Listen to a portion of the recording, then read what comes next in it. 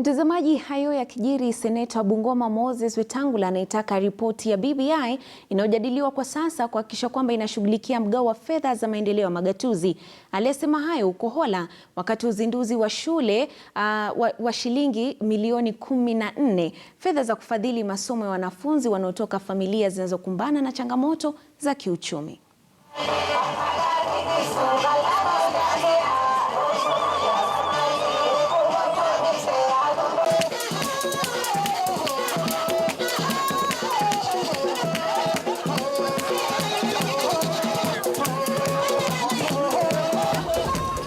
Pesa zimepunguka,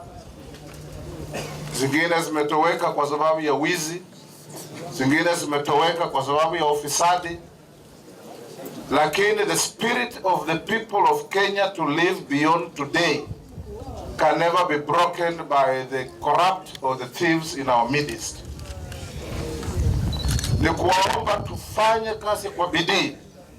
na sisi tumesema devolution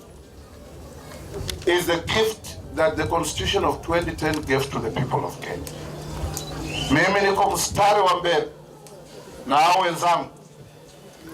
kuhakikisha ya kwamba in future kama hii process ya change the constitution inakuja, tulete pesa zaidi mashinani ili gavana wenu aweze kupiga tarmac roads bila shida, kujenga shule bila shida, kuinua maisha ya kina mama bila shida, kwa sababu that is the only way we can touch the ordinary person.